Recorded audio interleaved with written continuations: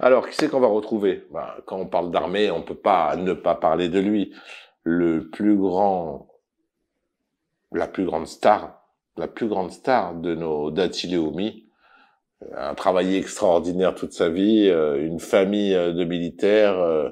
Il n'y a pas mieux, je pense, pour parler de l'armée et de cette région de proche de Gaza que le Rav Eli King.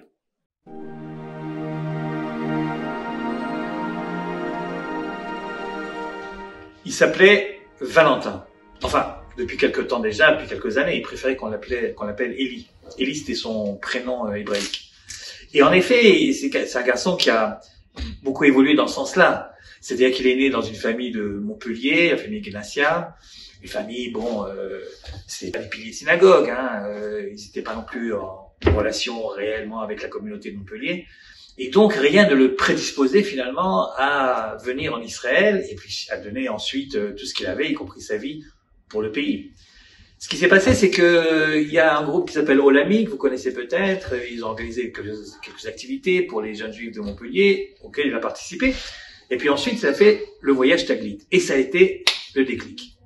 Et à partir de Taglit, il a décidé que finalement, sa vie n'avait de sens que en Eretz Israël. Et donc, il a raconté ça à ses parents.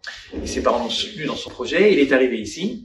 Et sa mère me disait encore récemment que les années qu'il a passées en Israël, c'est les seules années qui étaient réellement pour lui des années importantes, qui ont donné une signification finalement à son existence. Et alors, il s'est engagé à l'armée, il est devenu parachutiste.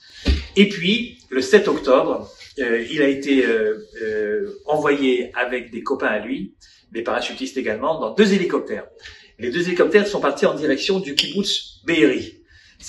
On leur a dit que là-bas il y avait un problème, il fallait absolument aller là-bas. Bon.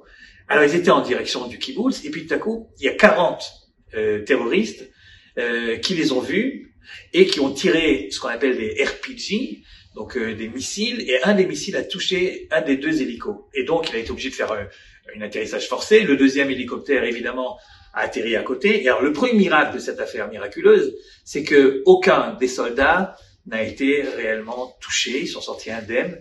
Ils étaient une 50aine. Et les terroristes, voyant que l'hélicoptère était touché, sont venus à leur rencontre pour liquider ce qu'ils pensaient être des blessés facilement liquidables. Donc ils sont arrivés là-bas et en fait de blessés, ils ont trouvé donc des soldats qui les ont, eux, liquidés. Donc les 40 terroristes sont morts à ce moment-là, et grâce à Eli, Valentin, et à ses copains. Et sans le savoir, à ce moment précis, ils ont sauvé la vie des habitants de mon village de Kfar Maimon, parce qu'il se trouve que par hasard, cette opération, cet atterrissage forcé a eu lieu devant l'entrée du village, devant lequel, depuis déjà quelques heures, les quelques 2 ou 3 défenseurs civils de la force civile de défense du village étaient en train d'essayer de maintenir les terroristes à l'extérieur, mais ils n'avaient plus de munitions. Et ils me racontaient encore à des copains qui étaient là-bas, ils me racontaient encore qu'ils étaient à 2 doigts de faire le schéma Israël et de partir. Donc cette histoire d'hélicoptères qui sont arrivés tout d'un coup, ça a été vraiment un miracle pour nous tous.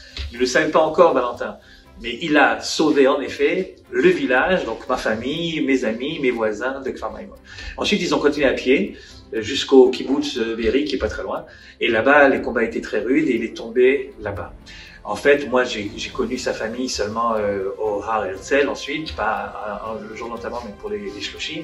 Et j'ai vu à quel point sa famille était une famille digne, qui avait retrouvé, grâce à Eli Valentin, qui avait retrouvé un rapport très fort avec l'identité juive. Je salue d'ailleurs sa sœur Chloé, je salue sa maman et son papa, et je leur souhaite beaucoup de courage dans cette épreuve.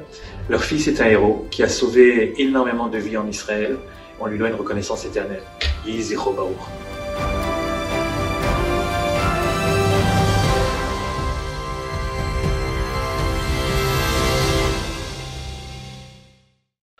Ouais, c'est pas toujours facile aujourd'hui, mais on savait qu'en abordant ce sujet, ça allait tous nous toucher. Mais c'est important d'en parler. On peut pas.